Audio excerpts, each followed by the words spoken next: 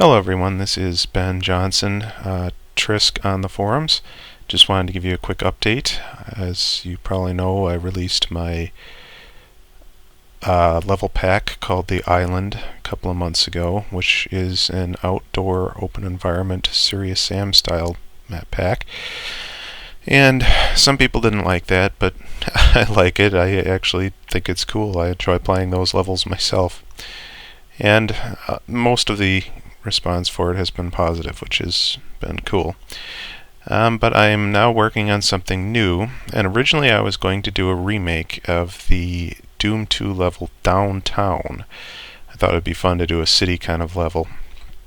But as I started to work on it, I kind of began to get ideas and decided to do some different things. I don't know if many of you have probably played the game Terminator Future Shock.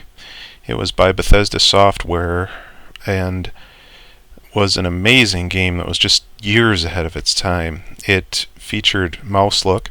A lot of people think that Duke Nukem 3D was the first game with mouse look. That's not true. Future Shock was.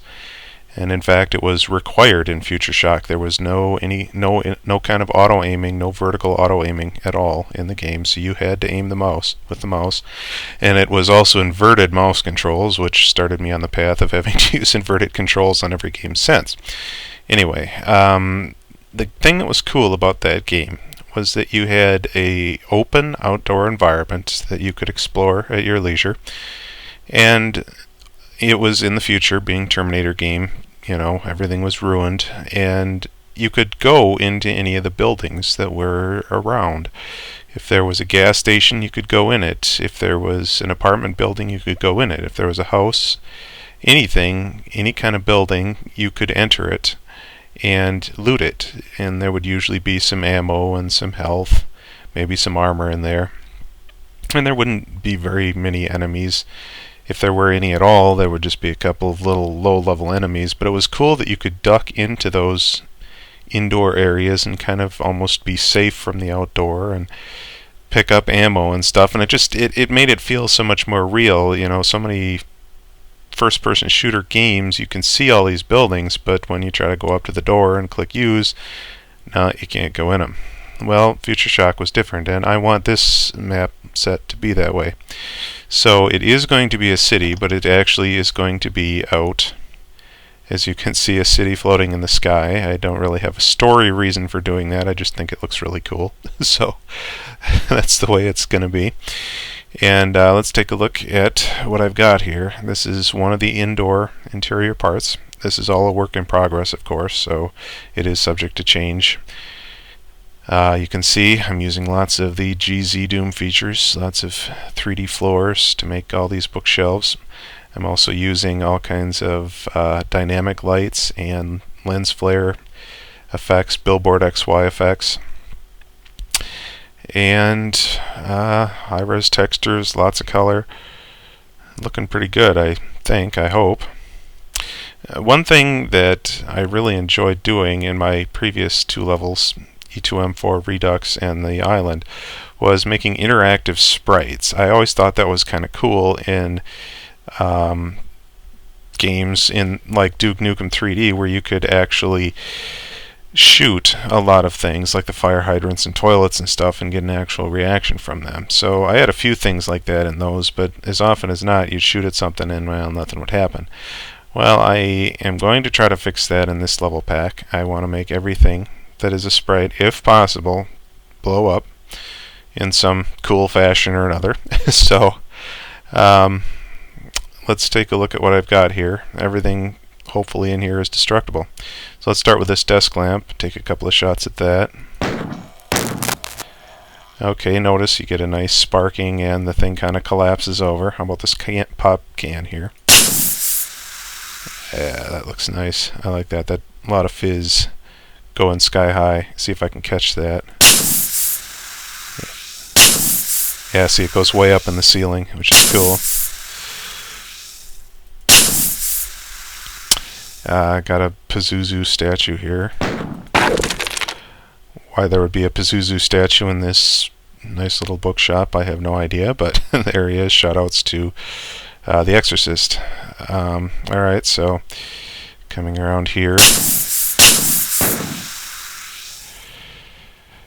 you'll notice this chair is actually a sprite object, and just as a point of interest, this is not actually an 8-sided sprite, this is a 16-sided sprite. I decided to do a few of those in the maps where they are appropriate, and it kind of looks better, I think, than the 8-sided. It jerks a little more often, but a little less drastically when it turns. This one destroys. I don't have a sound effect for it yet, but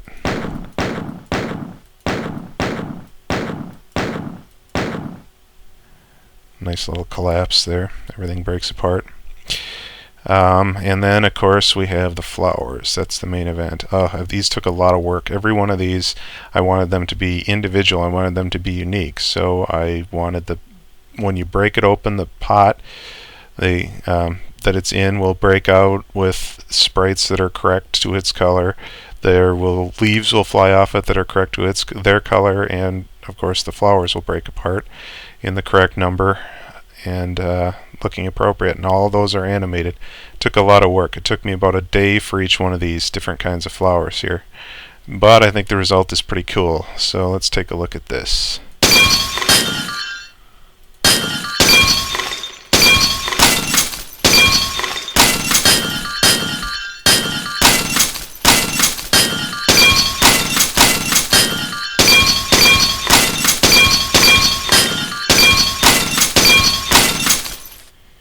Nice. I've done that hundreds of times and I never get tired of it. It's cool. Okay, got a few up here. Let's peg those.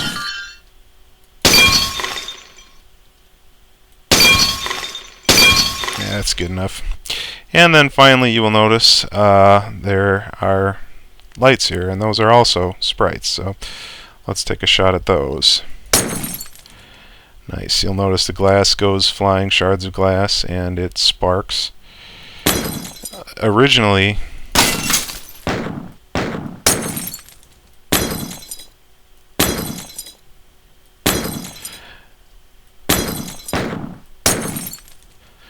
when I did this, I was going to make them go pitch dark, but since this entire room is lit with dynamic lights, that made it pitch black.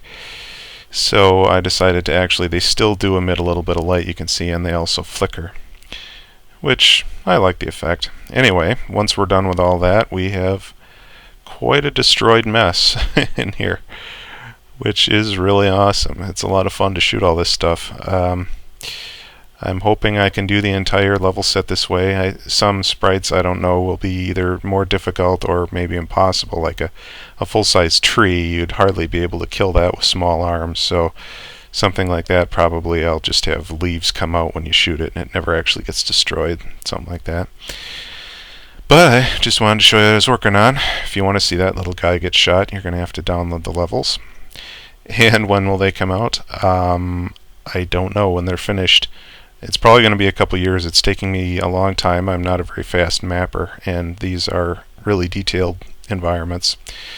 So it's going to be a while, but hopefully seeing this, you'll think it's looking cool and going to be worth the wait. So thanks for checking it out, and talk to you later. Oh, and if I get good response on this, I will probably post some more of these to show updates on how the levels are progressing. So let me know if you enjoy it, and I will make more. Thanks very much, and have a good day.